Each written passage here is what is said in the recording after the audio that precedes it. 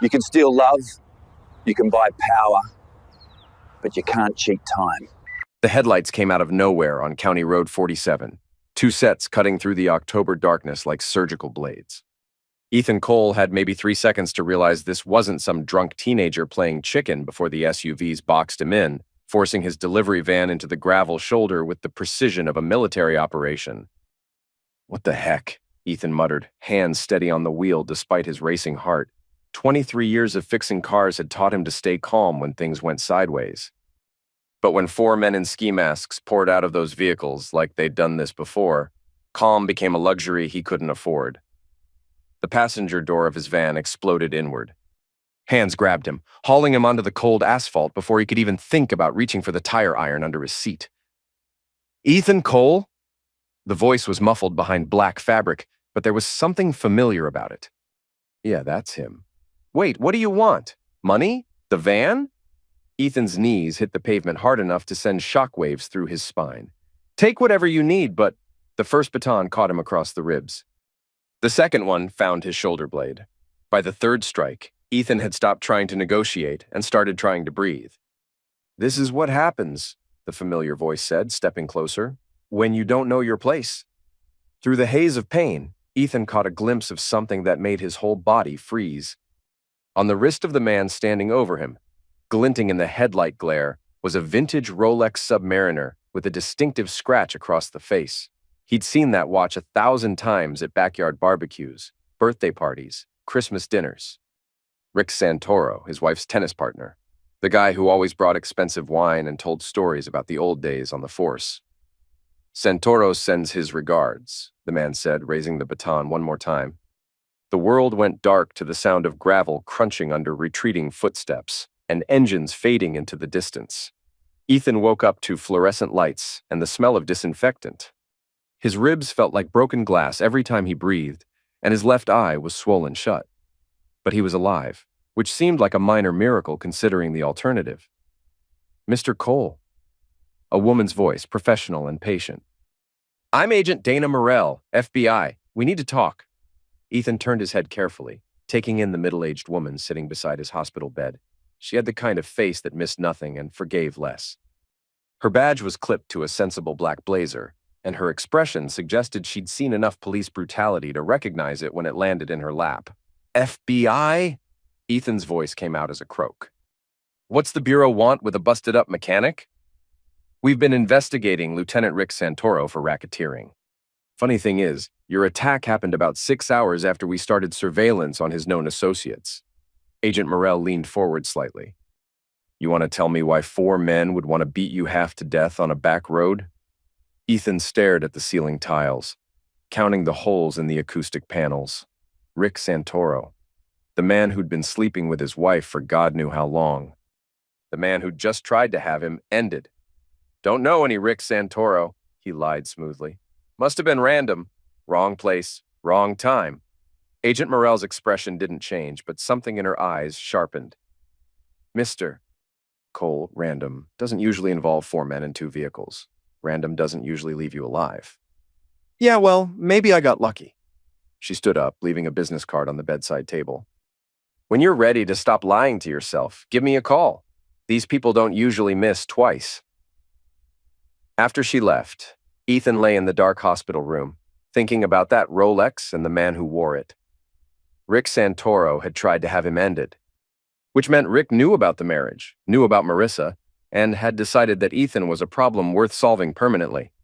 The question was, what was Ethan going to do about it? 3 days later, Ethan stood in the doorway of Cole Automotive, looking at 23 years of his life scattered across the concrete floor. They'd been thorough. Every tool, every piece of equipment, every spare part, gone. Even the ancient coffee maker he'd bought at a yard sale had been smashed against the far wall. "Jesus, boss." Javier Reyes appeared at his elbow, shaking his head at the destruction. "I came by yesterday morning and found it like this. Called the cops, but they said it looked like a burglary. Told me these things happen in this neighborhood?" Ethan walked through the wreckage, his ribs still aching with every step. His grandfather's toolbox, the one that had taught him the difference between a Phillips head and a flathead, was nothing but twisted metal and broken dreams.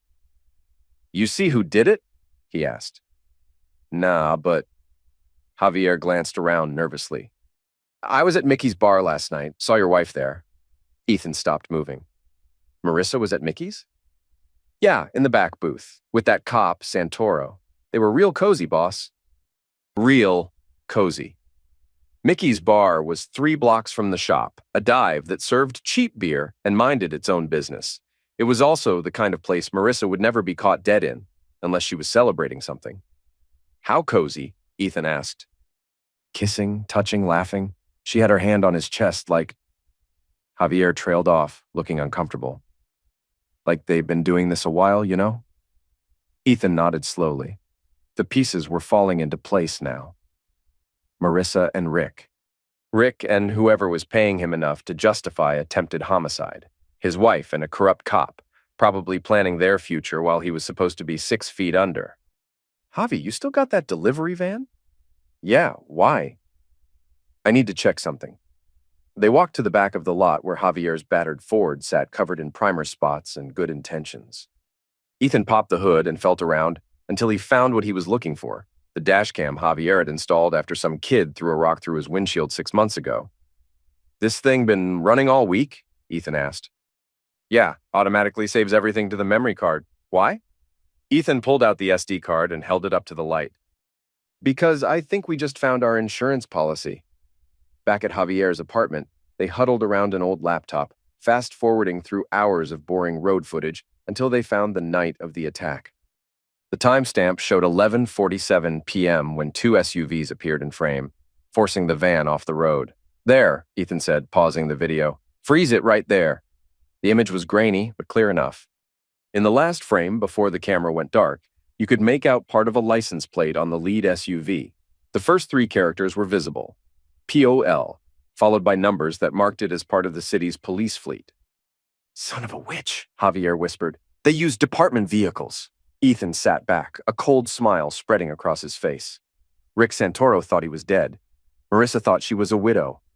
And somewhere in the city, a corrupt cop and his criminal friends were celebrating their successful elimination of a problem. Time to show them how wrong they were. Vic's nightclub sat on the industrial edge of downtown like a neon tumor, all chrome and glass and promises of things that happened after midnight. Ethan had never been inside. It wasn't the kind of place that welcomed auto mechanics who went home to their wives every night, but he wasn't that person anymore. He paid the cover charge and made his way through the crowd, nursing a beer and trying to look like just another middle-aged guy hoping to recapture something he'd lost. The music was loud enough to rattle his still-healing ribs, but he gritted his teeth and kept moving toward the VIP section. That's where he saw them. Marissa sat in a curved booth, wearing a red dress he'd never seen before, and laughing at something Rick Santoro had whispered in her ear. She looked radiant, happy in a way Ethan hadn't seen in years. Rick had his arm around her shoulders, fingers playing with her hair like he owned her. Across from them sat a man Ethan recognized from newspaper photos, Victor Vic Barron, the club's owner. Word was that Vic's legitimate businesses were just the tip of an iceberg that included protection rackets, money laundering, and anything else that turned a profit in the shadows. Ethan watched them for 20 minutes, memorizing faces, noting the easy familiarity between Rick and Vic. This wasn't just about his wife's affair. This was bigger, darker, with tentacles reaching into places that could explain why 4 men had tried to beat him to death on a back road. When he'd seen enough, Ethan finished his beer and walked to the bar. The bartender was young, bored, probably working for tips and trying to avoid eye contact with the wrong people. Another beer, Ethan said, sliding a 20 across the marble surface. Sure thing. The bartender cracked open a bottle and set it down with a cocktail napkin. Ethan took a sip, then set the bottle back down on the napkin. With his finger, he wrote a message in the condensation ring. 3 SUVs, 2 bats, 1 watch. See you soon. Then he picked up the napkin, folded it carefully, and left it on the bar before walking away. He was almost to the exit when he heard Rick's voice cutting through the music. Hey, you. Stop right there. Ethan turned around slowly, letting Rick get a good look at his face. The cop's expression went from anger to confusion to something approaching fear in the span of 3 seconds.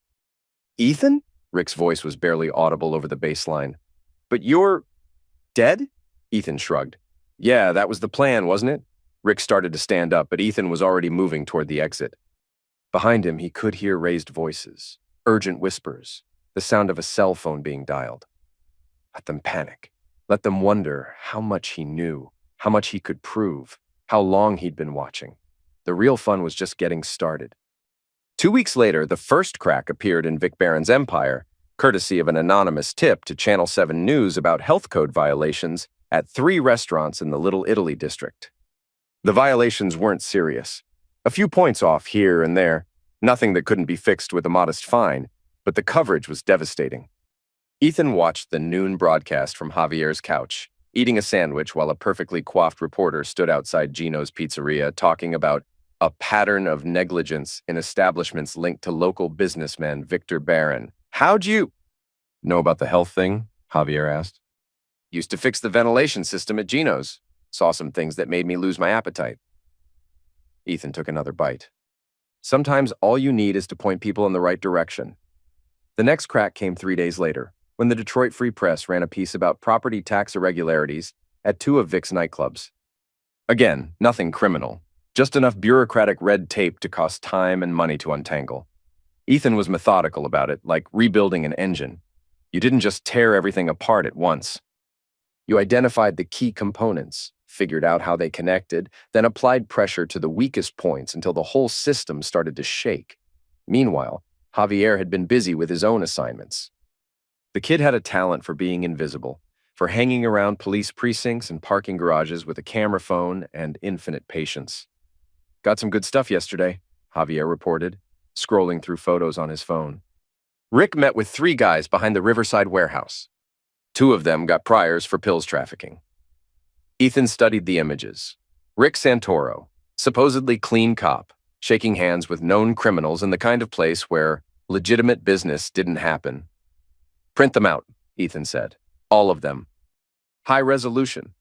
What are you going to do with them? Insurance. Ethan smiled grimly. FBI agent Morell said she was investigating Rick for racketeering. Time to give her some help? The photos went into a manila envelope with no return address, dropped into a mailbox 6 blocks from the federal building. Ethan didn't expect immediate results. The Bureau moved carefully, building cases like Gothic cathedrals, 1 stone at a time. But he knew how to be patient. That patience paid off 2 days later when he spotted an unfamiliar sedan parked across from the police station, 2 agents inside with coffee and telephoto lenses. Rick Santoro's corruption investigation had just gone from theoretical to active surveillance. The next phase required finesse. Ethan spent a week studying the routes used by Vic's collection crews, memorizing schedules and noting vulnerabilities. These weren't random criminals. They were professionals, careful and disciplined. But even professionals had weaknesses. Ethan found his opening at Metro Towing, one of 6 businesses that paid Vic for protection from vandalism and theft. The irony wasn't lost on him. A towing company that needed protection from criminals. It took 3 nights of careful work. Ethan would arrive after midnight, dressed in coveralls that made him look like any other mechanic doing late-night repairs. A little sugar and gas tanks, a few loosened lug nuts, some creative work with electrical systems. Nothing dangerous, nothing that would hurt anyone. Just enough mechanical failure to cost Metro Towing a fortune in repairs and lost business. When the insurance investigator showed up asking questions about possible sabotage, Ethan made sure to be in the right coffee shop at the right time. Funny thing, he told the investigator over eggs and toast. I do work for a lot of these businesses that been having trouble. They all got one thing in common. They all pay protection money to the same guy. The investigator's pen stopped moving. Protection money? Yeah. Guy named Victor Barron.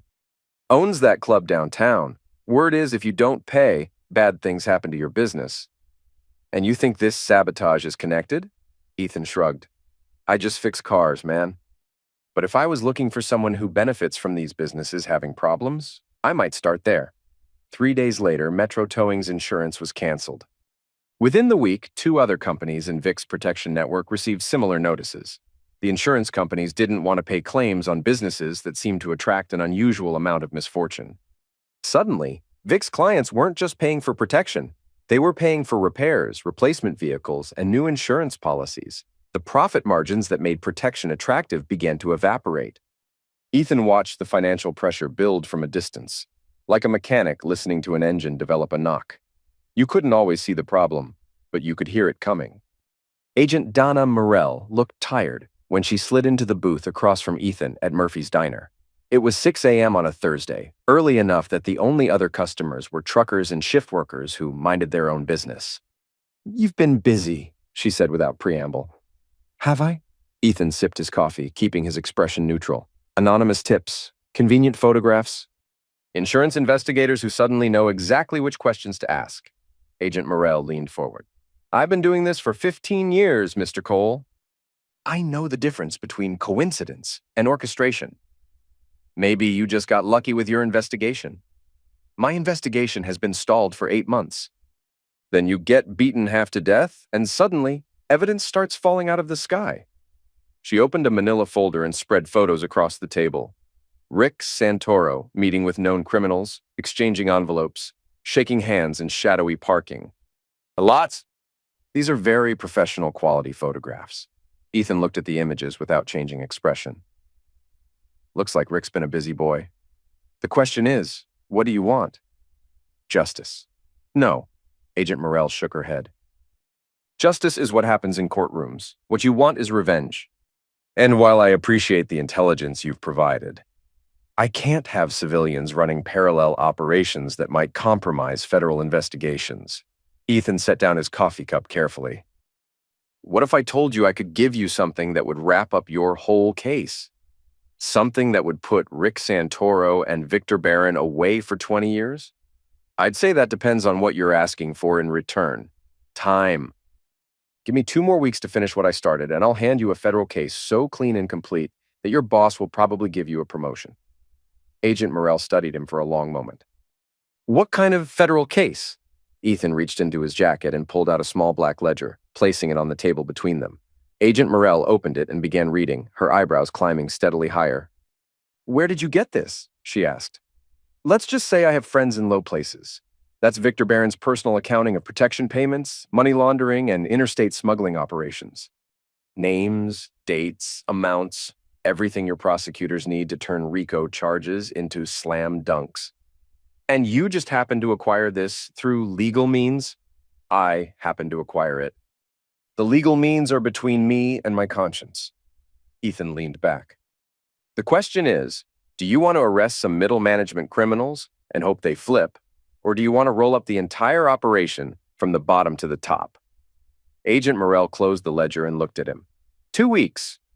Then you disappear from this investigation completely. No more anonymous tips, no more convenient photographs, no more insurance investigators with inside information. Deal. And Mr. Cole? If your personal vendetta compromises my case, I'll arrest you as an accessory after the fact. Ethan smiled. Agent Morell, by the time I'm done, you'll have so much evidence that my personal vendetta will be the least of your worries. Marissa always sang in the shower when she was happy. Ethan could hear her voice echoing off the bathroom tiles as he let himself into their house. His house, technically, since his name was on the mortgage, using the key she'd never bothered to take away. She was singing Fly Me to the Moon, which had been their wedding song 12 years ago. The irony would have been funny if it didn't make him want to put his fist through the wall. Instead, he walked quietly to their bedroom, her bedroom now, he supposed, and looked around at the changes. New sheets, expensive ones. A second pillow that still held the indent of someone's head. A bottle of cologne on the dresser that wasn't his brand. Rick had been making himself at home. Ethan sat down at Marissa's vanity and waited. The singing stopped after a few minutes, followed by the sound of running water and hair dryer.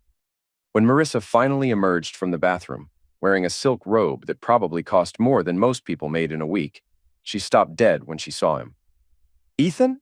Her hand went to her throat, a gesture he remembered from their dating days. What are you doing here? Visiting my wife. He kept his voice conversational, like they were discussing the weather. Nice robe. Christmas present?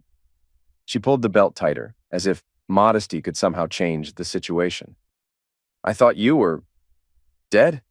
Yeah, that seems to be going around.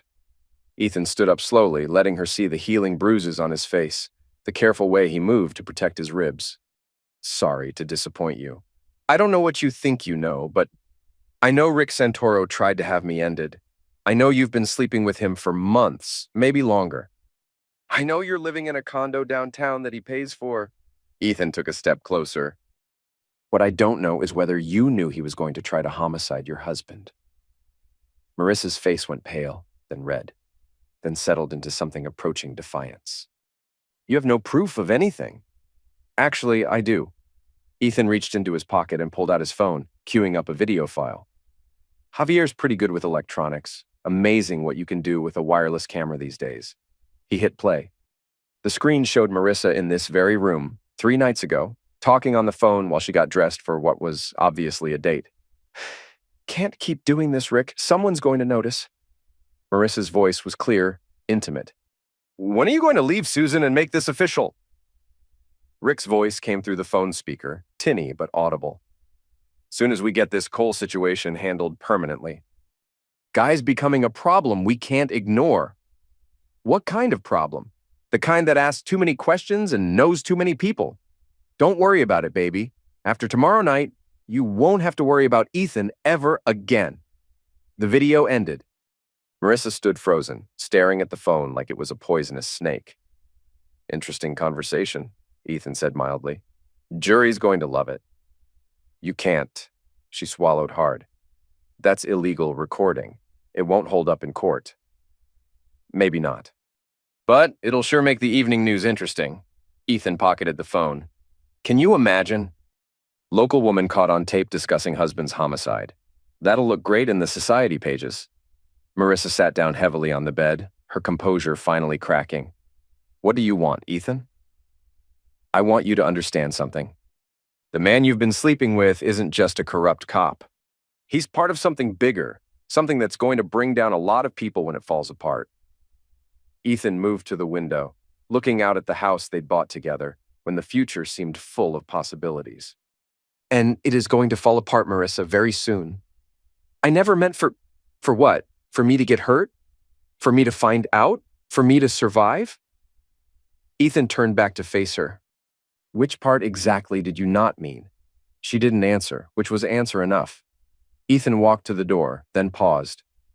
By the way, you might want to find a new place to live. Rick's going to be unavailable for the foreseeable future. What does that mean?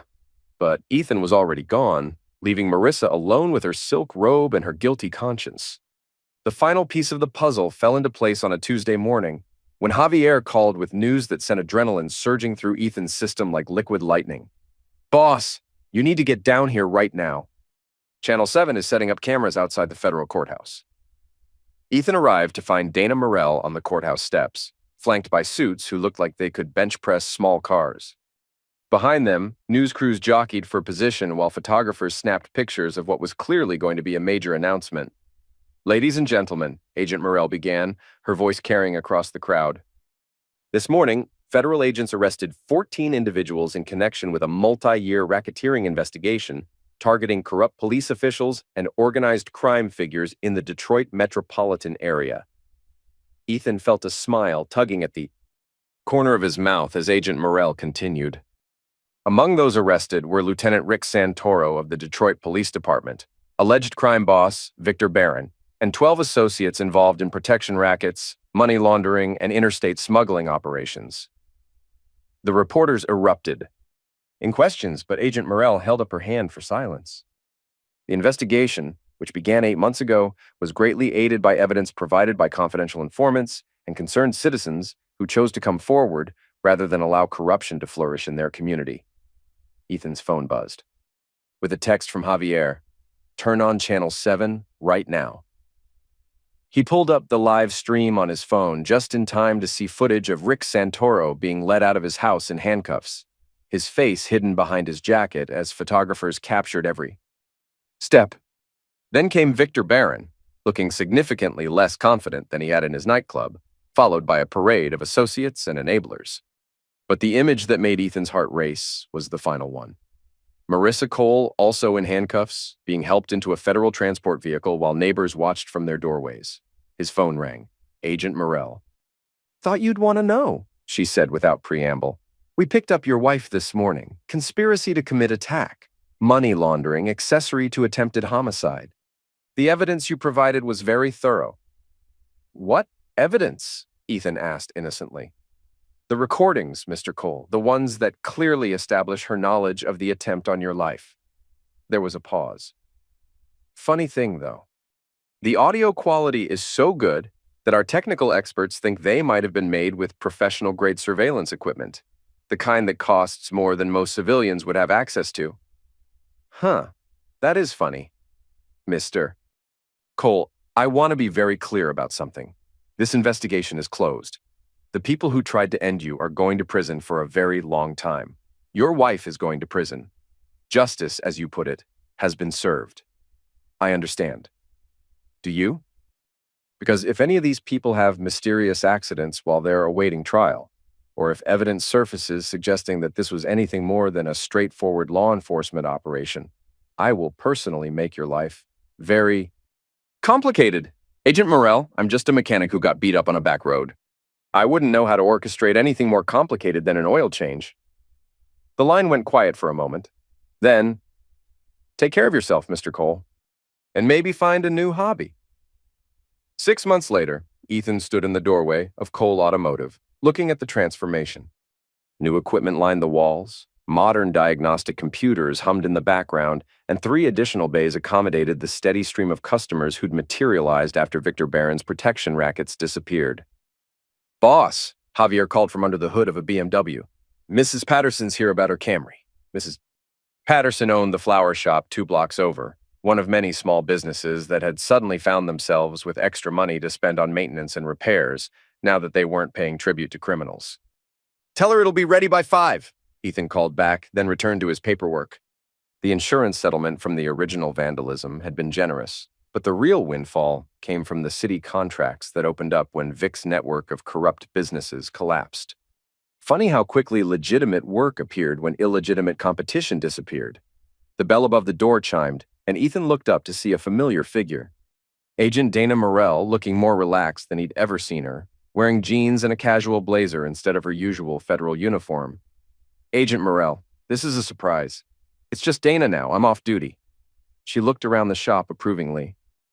Business looks good. Can't complain. What brings you by? Wanted to give you an update. Rick Santoro pled guilty to racketeering charges. 25 years, no possibility of parole for 15. And Vic, 30 years. The smuggling charges really hurt him. Dana paused. Your wife took a plea deal. 7 years for conspiracy and money laundering. Ethan nodded, feeling surprisingly little emotion. Marissa had made her choices. Now she got to live with them.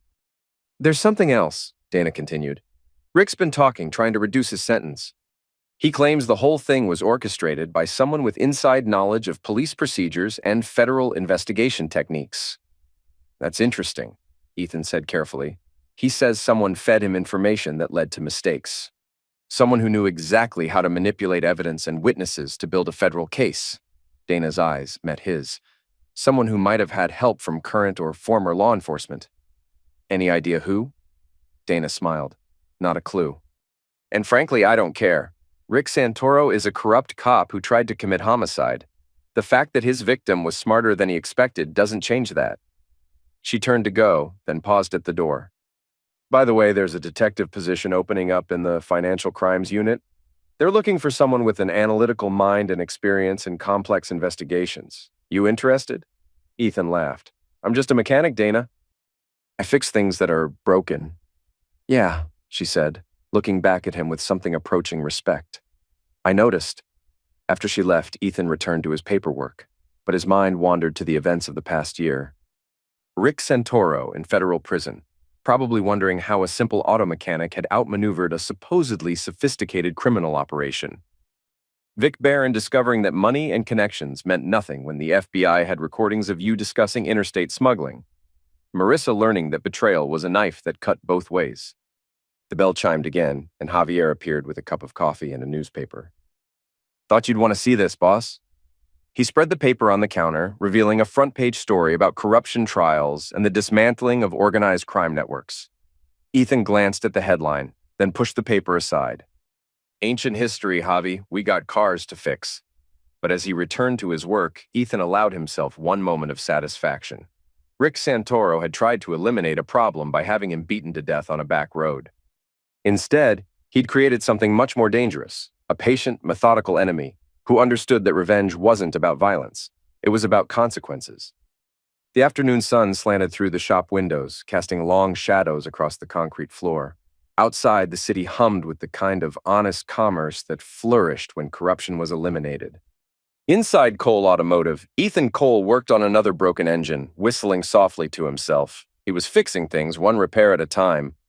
6 months after that, on a gray December morning that promised snow, Ethan was reviewing quarterly reports when Javier burst through the office door with excitement written all over his face.